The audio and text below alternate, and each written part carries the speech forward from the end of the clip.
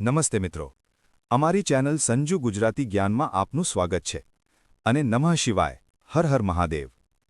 2026માં આવી રહેલા ભગવાન ભોલનાથના સૌથી પ્રિય તહેવાર મહાશિવરાત્રિ પર તમે બધા શિવભક્તોને હાર્દિક શુભેચ્છાઓ અને શુભેચ્છાઓ।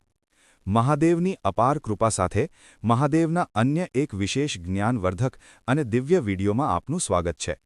ભક્તો, આજનો વિડીયો ખૂબ જ ખાસ બનવાનો છે કારણ કે આજે આપણે તે પવિત્ર રાત વિશે વાત કરવા જઈ રહ્યા છીએ જેના પર ભગવાન શિવ પોતે પોતાના ભક્તો પર વિશેષ કૃપા વરસાવે છે। તે રાત જેમાં જીવનના સૌથી મોટા અવરોધો સાધના દ્વારા દૂર થાય છે અને તે રાત જેમાં ઉપવાસ અને પૂજા દ્વારા માણસના ભાગ્યના બંધ દરવાજા ખોલવામાં આવે છે। આ વખતે મહાશિવરાત્રિને લઈને શિવભક્તોના મનમાં ઘણી મૂંઝવણ છે। 2026માં મહાશિવરાત્રિ ક્યારે છે? જો કોઈ 14 ફેબ્રુઆરી પછી 15 ફેબ્રુઆરી કહી રહ્યું છે તો આજે અમે તમારી મૂંઝવણ દૂર કરીશું। આનાથી તમને ખબર પડશે કે મહાશિવરાત્રિ પર પૂજાની પદ્ધતિ શું હોવી જોઈએ, તમારે ઉપવાસ કેવી રીતે કરવો જોઈએ, ઉપવાસના નિયમો શું છે, સામાન્ય વ્યક્તિ ઉપવાસ કેવી રીતે કરી શકે, શું હશે નિયમ? કોઈ પણ ઉપવાસ જે નિયમો દ્વારા કરવામાં આવે છે તે ફક્ત તેના સદ્ગુણી પરિણામો મેળવે છે અને સૌથી મહત્વપૂર્ણ માહિતી આ દિવસે ભદ્રની છાયા તરીકે કહેવામાં આવે છે। તો આપણને ખબર પડશે કે ભદ્રનો સમય કેટલો હશે અને તેનો અમલ ક્યારે થશે, ભદ્રા ક્યાં છે, શું થશે અસર? આ પૂજાના લખાણ સાથે તમારે શું કરવાનું છે? શું તમારે આજે તે કરવાની જરૂર નથી? અમે તમને બધી વિગતો આપીશું। ભગવાન શિવના તમામ ભક્તો આ દિવસની આતુરતાથી રાહ જોઈ રહ્યા છે। તે દિવસ થોડા જ દિવસોમાં આવવાનો છે। મહાશિવરાત્રિ માત્ર એક તહેવાર નથી પરંતુ તે આત્મશુદ્ધિકરણ, સાધના, સંયમ અને ભગવાન શિવની કૃપા મેળવવાનો એક મહાન તહેવાર છે અને અમારી ચેનલ તમને જે પણ માહિતી આપે છે તે પંચાંગ, શાસ્ત્ર અને જ્યોતિષ પર આધારિત છે, તો તમે આ માહિતીનો લાભ લઈ શકો છો। વિડિયો શરૂ કરતા પહેલા તમામ ભક્તોને વિનંતી છે કે તમે કોમેન્ટ બોક્સમાં ઓમ નમઃ શિવાય અથવા જય શિવ શંકર લખી લો કારણ કે જ્યારે પણ ભગવાન શિવનું નામ લેવામાં આવે છે ત્યારે સકારાત્મક ઊર્જાનો પ્રવાહ આવે છે અને તે જ ઊર્જા તમારા જીવનમાં પણ પ્રવેશ કરે છે। હવે ભક્તો સૌથી પહેલા મહાશિવરાત્રિ 2026ની ચોક્કસ તારીખ વિશે વાત કરે છે કારણ કે ઘણા લોકો તેને લઈને મૂંઝવણમાં છે। વર્ષ 2026માં મહાશિવરાત્રિ રવિવાર 15 ફેબ્રુઆરીના રોજ ઉજવવામાં આવશે। મહાશિવરાત્રિ ફાલ્ગુણ મહિનાના કૃષ્ણ પક્ષની ચતુર્દશી તારીખે આવે છે અને હિન્દુ કેલેન્ડર મુજબ તે ફાલ્ગુણ મહિનાના કૃષ્ણ પક્ષની ચતુર્દશીએ ઉજવવામાં આવે છે। આ વર્ષે ચતુર્દશી તિથિ 15 ફેબ્રુઆરીના રોજ સાંજે 5 વાગે શરૂ થશે અને 16 ફેબ્રુઆરીની સાંજ સુધી રહેશે। જો કે રાત્રે ભગવાન શિવને સમર્પિત વિશેષ પૂજાઓ કરવામાં આવે છે, તેથી મહાશિવરાત્રિનો તહેવાર રવિવાર 15 ફેબ્રુઆરીના રોજ ઉજવવામાં આવશે। આ દિવસે ભગવાન શિવના ભક્તો ઉપવાસ કરે છે, પંચામૃતની પૂજા કરવામાં આવે છે અને 4 પહાડની પણ ખાસ પૂજા કરવામાં આવે છે। તેમાં ભગવાન શંકરના રુદ્રાભિષેકની વિશેષ પદ્ધતિ અને તે પણ 4 પહાડના રુદ્રાભિષેકની વાત કરવામાં આવી છે અને વિશેષ ફળ પણ જણાવવામાં આવ્યા છે। તો ચાલો પહેલા તમને પૂજાની પદ્ધતિ વિશે જણાવીએ કે તમારે કેવી રીતે પૂજા કરવી જોઈએ, સમય મળશે, નિયમો અને નિયમો શું હશે, તે પછી અમે તમને જણાવીશું કે ભદ્રા કેટલો લાંબો છે। આ ભદ્રને કારણે આ વર્ષે તમારી પૂજાના લખાણમાં તમારે કેટલો ફેરફાર કરવો પડશે અને તેની શું અસર થવાની છે। દરેક વ્યક્તિએ આ દિવસે ઉપવાસ રાખવો જોઈએ। જેઓ ઉપવાસ નથી કરતા તેઓ આ ઉપવાસ ફક્ત સૂતા દરમિયાન જ ખોલી શકે છે। ખોરાક પર કોઈ પ્રતિબંધ નથી। તે 2 રીતે કરવામાં આવે છે। કેટલાક લોકો ઉપવાસ કરે છે અને કેટલાક નથી કરતા, એટલે કે તમે ફળ ખાઈને પણ તેના ઉપવાસમાં રહી શકો છો અને જો તમે ઈચ્છો તો સાંજે ઉપવાસ ખોલીને બીજાનો આહાર પણ કરી શકો છો, લઈ શકે છે। આ વ્રતને મીઠા ભોગથી પણ ખોલવામાં આવે છે। તેમાં મીઠું પણ ખાવામાં નથી આવતું અને તેમાં મીઠું ખાવામાં આવે છે। અનાજ પણ લઈ શકાય છે પણ તે મીઠી છે, તેમાં મીઠું અને મરી ના ઉમેરશો। ચાલો હવે ઉપવાસ કેવી રીતે કરવો જોઈએ તેના વિશે વાત કરીએ। સવારે કેવી રીતે પ્રાર્થના કરવી જોઈએ અને ઉપવાસમાં જે સંકલ્પ મહત્વપૂર્ણ છે તે કેવી રીતે કરવો। તેથી મહાશિવરાત્રિના દિવસે તમારે સૂર્યોદય પહેલાં જાગવું જોઈએ, અરુણોદયમાં સ્નાન કરવું જોઈએ। આ સમય કાં તો સૂર્યોદય પહેલાં વા સૂર્યાસ્ત પહેલાં હોય છે। જ્યારે સૂર્ય ઉગી રહ્યો હોય અને આકાશમાં પણ લાલાશ ન હોય ત્યારે તેને અરુણોદયનો સમય કહેવામાં આવે છે। તમારે સમયસર સ્નાન કરવું જોઈએ, પરંતુ આજના જમાનામાં આપણી રીત બદલાઈ ગઈ છે। આજકાલ રાત્રિ પાળી પણ ખૂબ જ સામાન્ય છે અને આ ઉપવાસ આજની યુવા પેઢીમાં પણ ખૂબ જ લોકપ્રિય છે, ખૂબ જ પ્રસિદ્ધ છે। ભગવાન શંકર વિશે ઘણું હૃદય જોડાણ છે અને એટલે જ તે પેઢી ખાસ કરીને આ ઉપવાસ કરી રહી છે તેથી અમે તેમને પણ વિનંતી કરીએ છીએ કે જો તમે તમારા કામને કારણે સવારે સૂર્યોદય પહેલાં ઉઠી નથી શકતા તો તમારે 9 વાગ્યા પહેલાં સ્નાન કરવું જોઈએ કારણ કે આપણે ઉપવાસના દિવસે ઓછામાં ઓછા શુદ્ધ હોવા જોઈએ કારણ કે શાસ્ત્રોમાં આના પછી જે સ્નાન કરવામાં આવે છે તેને રક્ષા સ્નાન કહેવામાં આવે છે ભક્તો જો તમે મહાશિવરાત્રિનો પવિત્ર ઉપવાસ કર્યો હોય તો તમારે સ્નાન વગેરેમાંથી નિવૃત્તિ લઈને ઉપવાસનો સંકલ્પ કરવો જ જોઈએ સવારે અથવા મહત્તમ 9 વાગ્યે સ્નાન કર્યા પછી સ્વચ્છ કપડાં પહેરો અને શાંત મનથી ભગવાન શિવનું સ્મરણ કરો ઘરમાં પણ સંકલ્પને પૂરી રીતે ધ્યાનમાં રાખો તમારી પાસે ભગવાન શિવનું ચિત્ર અથવા ચિત્ર હોવું જોઈએ અને જો શિવલિંગ ઉપલબ્ધ હોય તો તેને સર્વોત્તમ માનવામાં આવે છે જ્યારે શિવલિંગ હોય ત્યારે તમે અભિષેક પણ કરી શકો છો હવે જો શિવલિંગ ન હોય તો ગભરાઓ નહીં પૂરતો સમય છે તમે ઓર્ડર પણ કરી શકો છો પૂજા સામગ્રીમાં એક વાસણમાં શુદ્ધ પાણી લો સૌથી પહેલાં તેમાં થોડું પાણી ઉમેરી લો પછી સ્વચ્છ પાણીથી કોગળા કરો એક અલગ બાઉલમાં પંચામૃત બનાવો કાચા દૂધ દહીં ઘી મધ અને ખાંડ મિક્સ કરો અને આ ઉપરાંત ફૂલોની માળા બેલપત્રા ભાંગ ધતુરા ચંદન અક્ષત સ્વચ્છ ચોખા ધૂપ દીવો અને નૈવેદ્ય રાખો બધા ઘટકો એક બાઉલમાં મૂકો જો શિવલિંગ હોય તો અભિષેક માટે એક લોટ વધારાનું પારીથી ભરો આગળ તમારે દીવો પ્રગટાવવાની અને ભગવાનને સ્થાપિત કરવાની જરૂર છે હવે સૂઈ જાઓ અને પૂર્વ અથવા ઉત્તર તરફ મુખ કરીને બેસો સૌપ્રથમ દીવો પ્રગટાવવો જરૂરી છે બેઠક વગર ક્યારેય દીવો પ્રગટાવશો નહીં દીવો ઘીનો હોય કે તેલનો બંને સ્વીકાર્ય છે પરંતુ દીવાનું સ્થાન સ્થિર અને પવિત્ર હોવું જોઈએ આ પછી ભગવાન શિવ અથવા શિવલિંગનું ચિત્ર સ્થાપિત કરો જો કોઈ ચોકી હોય તો તે ખૂબ જ સારી છે નહીં તો તેને જમીન પર પણ સ્થાપિત કરી શકાય છે સ્થાપન પહેલાં સાફ કરો પરત ફરેલા પાણીમાંથી પૂજા સ્થળ અને તમારી આસપાસ પાણી છંટકાવ કરો અને મંત્રોનો જાપ કરો ઓમ પવિત્ર અને શાશ્વત હવે જ્યાં ભગવાનનું ચિત્ર રાખવાનું છે ત્યાં અક્ષત અથવા ફૂલ મૂકીને બેઠક બનાવો અને તેના પર ભગવાનનું ચિત્ર સ્થાપિત કરો નિર્ણયની પદ્ધતિ ખૂબ જ મહત્વપૂર્ણ છે હવે પૂજા કરતા પહેલાં સંકલ્પ કરો જમણા હાથમાં થોડું પાણી લો તેમાં એક કાગળનો ટુકડો અને એક સિક્કો મૂકો 3 વખત ઓમ નમઃ શિવાય કહો અને પછી તમારું નામ ગોત્ર માતાપિતાનું નામ સ્થળ ઘર શહેર કહો અને સંકલ્પ કરો કે હું મહાશિવરાત્રિ 2026ના શુભ પ્રસંગે ભગવાન શિવની કૃપા મેળવવા માટે વ્રત પૂજન કરી રહ્યો છું ભગવાન મને સ્વાસ્થ્ય સુખ શાંતિ સંપત્તિ સમૃદ્ધિ અને દુઃખમાંથી મુક્તિ આપે આ સંકલ્પને ભગવાનના ચરણોમાં અર્પણ કરો જો તમારી પાસે અભિષેક અને સ્નાન પદ્ધતિ બંને માટે શિવલિંગ અથવા ચિત્ર હોય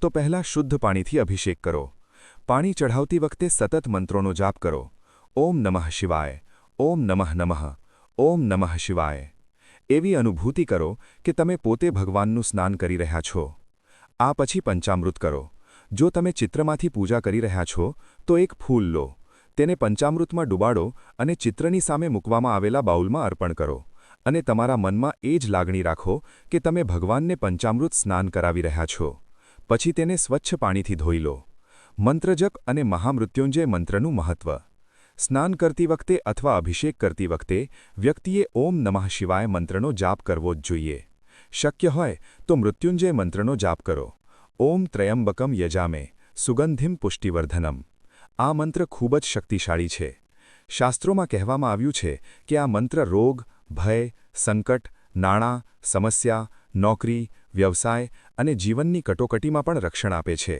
ભાવના અને રીતે કરવામાં આવે છે પ્રાર્થના ક્યારેય નિષ્ફળ જતી નથી મેકઅપ કપડાં અને મનપસંદ સામગ્રી અર્પણ કરીને હવે ભગવાનને કપડાં અર્પણ કરવામાં આવે છે કપડાના રૂપમાં મૌલી કળવા અર્પણ કરવાનું પણ સંપૂર્ણ માનવામાં આવે છે આ પછી ચંદન અક્ષત ફૂલો માળા બેલપત્ર ભાંગ અને ધતુરા અર્પણ કરો દોરડું તૂટી ન જાય તેનું ધ્યાન રાખો જો તાજા બેલના પાંદડા ઉપલબ્ધ ન હોય તો પહેલેથી જ તોડેલા બેલના પાંદડા પણ સાફ કરી શકાય છે અને અર્પણ કરી શકાય છે તેમાં વાંક નથી જો ભસ્મ ઉપલબ્ધ હોય તો ભગવાનને ભસ્મ અર્પણ કરો તે શિવલિંગ હોય કે ચિત્ર લાગણી એ સૌથી મોટો નિયમ છે ભોગ આરતી કર્યા પછી અને વાર્તા સાંભળ્યા પછી ભગવાનને ભોગ અર્પણ કરો મહાશિવરાત્રિનો તહેવાર ખૂબ જ શુભ માનવામાં આવે છે પાણી અર્પણ કરો હવે ભગવાન શિવની આરતી પ્રેમથી કરો આરતી પછી મહાશિવરાત્રિની કથા સાંભળવી કે વાંચવી જોઈએ કારણ કે કથા વિના ઉપવાસ અધૂરો માનવામાં આવે છે આ પછી ઓમ નમઃ શિવાયની 11 માળા અને મૃત્યુંજય મંત્રની 5 માળાઓનો જાપ કરો. આ દિવસ માટે આ શ્રેષ્ઠ સાધન છે. ક્ષમા અને બંધની પ્રાર્થના. અંતમાં બંને હાથમાં ફૂલો લઈને ભગવાનની પ્રાર્થના કરો. હે ભગવાન, અમને બોલાવો નહીં, અમારી પૂજા ન કરો, અમને વિસર્જિત ન કરો, પરંતુ અમારી અજાણતા ભૂલો માફ કરો અને તમારી કૃપાથી અમારા ખિસ્સા ભરો. ભગવાનના ચરણોમાં ફૂલ ચઢાવો. પુરુષ ભક્તો પ્રાર્થના કરે છે, સ્ત્રીઓને પરેશાન ન કરો. અંતમાં 3 કે 5 પરિક્રમા કરો અને ભગવાનને નમન કરો. હવે વાત કરીએ કે શુભ મુહૂર્તની ભદ્રાની છાયા ક્યાં સુધી રહેશે. કારણ કે ભાદ્રપદના સમયે કોઈ પૂજા થતી નથી. વર્ષ 2026માં મહાશિવરાત્રિનો તહેવાર રવિવાર 15 ફેબ્રુઆરી 2026ના રોજ ઉજવવામાં આવશે. કારણ કે ફાલ્ગુન મહિનાના કૃષ્ણ પક્ષની ચતુર્દશી તારીખ 15 ફેબ્રુઆરીની સાંજે લગભગ 5:54 થી 16 ફેબ્રુઆરી 2026ની સાંજે લગભગ 5:24 સુધી વધશે અને શાસ્ત્રો અનુસાર રાત્રે પૂજા કરવી મહત્વની માનવામાં આવે છે. આ મહાશિવરાત્રિમાં સૌથી શુભ સમય અથવા નિષિદ્ધાકાલ એ મધ્યરાત્રિની પૂજાનો સમયગાળો હશે, જે 15 ફેબ્રુઆરી 2026ની રાત્રે લગભગ 11:55 થી 12:55 સુધી હશે. તે જ સમયે ભગવાન શિવના રુદ્ર અભિષેક, મંત્રોનો જાપ કરવો અને શિવલિંગ પર પાણી દૂધ અર્પણ કરવું ખૂબ જ ફળદાયી માનવામાં આવે છે. તેની સાથે રાતની 4 પ્રહરની પૂજા પણ નક્કી કરવામાં આવી છે. પહેલી સાંજથી લઈને રાત્રિના પ્રથમ ભાગ સુધી, બીજી સાંજ સુધી અને ત્રીજી સાંજથી સવાર સુધી સતત શિવની પૂજા કરવી શુભ મનાય છે. પૂજા જાપ કરવા માટે અભિજીત મુહૂર્ત એટલે કે મધ્ય બપોરનો સમય પણ શુભ માનવામાં આવે છે. પરંતુ મહાશિવરાત્રિ ઉજવવાનો શ્રેષ્ઠ સમય નિષિદ્ધા છે. શાસ્ત્રોમાં આને મુખ્ય ફળ તરીકે વર્ણવવામાં આવ્યું છે. સામાન્ય કેલેન્ડર અનુસાર ભાદ્રબદ્રિકા પર્યાવરણને દિવસમાં કેટલાક સમય માટે અશુભ માનવામાં આવે છે. પરંતુ મહાશિવરાત્રિના પવિત્ર ઉપવાસ અને ભગવાન શિવની પૂજામાં ભાદ્રની કોઈ નકારાત્મક અસર થતી હોવાનું માનવામાં આવતું નથી. તેની અસર મહાશિવરાત્રિ પૂજા વિધિને ભક્તોએ આનાથી ડરવું જોઈએ નહીં અને સંપૂર્ણ શ્રદ્ધા સાથે પૂજા કરવી જોઈએ. વ્રત પછી પારણાનો ઉપવાસ તોડવાનો શુભ સમય 16 ફેબ્રુઆરી 2026ના રોજ સવારે 6:42 થી બપોરે 3 વાગ્યા સુધી અને રાત્રે 10 વાગ્યા સુધી ખૂબ જ શુભ માનવામાં આવે છે. આ સમયગાળા દરમિયાન ફળો અથવા મીઠી વસ્તુઓ ખાઈને ઉપવાસ કરો, જેનાથી ઉપવાસનો અંત આવે છે. ભક્તો શુભ મુહૂર્તમાં કરવામાં આવતી પૂજાના પઠનના વ્યવસાયમાં જતા નથી, કારણ કે શાસ્ત્રો પણ કહે છે કે શુભ મુહૂર્તમાં કરવામાં આવતી પૂજાનો હંમેશા ફાયદો થાય છે. જો કે ભોલાનાથ ખૂબ જ ભોળા છે અને થોડી પૂજાથી ખુશ છે, પરંતુ તમારી બીજી એક મોટી ઈચ્છા છે. તેના માટે અમે તમને જે કરવાનું કહીશું તે તમે કરશો. તમારી ઈચ્છા ટૂંક સમયમાં પૂર્ણ થશે. તમારે ધ્યાનમાં રાખવું પડશે કે તમારે બ્રહ્મચર્યનું સંપૂર્ણ પાલન કરવું પડશે. કોઈની સાથે ભેદભાવ કરવામાં આવતો નથી. કોઈને નફરત ન કરો, કોઈને નુકસાન ન પહોંચાડો, કોઈને નુકસાન ન પહોંચાડો, કોઈને પણ ગાળો ન આપો અને શુદ્ધતાનું ધ્યાન રાખો. આ સાથે તમારે ઝઘડાથી દૂર રહેવું પડશે અને ધ્યાનમાં રાખો કે તામસિક ભોજન બિલકુલ ન ખાવું જોઈએ. જો તમે આ વસ્તુથી દૂર ન રહો તો તમે ભોલાનાથ કરી શકો છો. વર્તન શુદ્ધ હોવું જોઈએ. મનમાં શુદ્ધ હોવું એટલે શરીરમાં શુદ્ધ હોવું. આ રીતે તમે તમારો દિવસ પસાર કરો છો. જો શક્ય હોય તો ફરીથી ભગવાનને પ્રાર્થના કરો.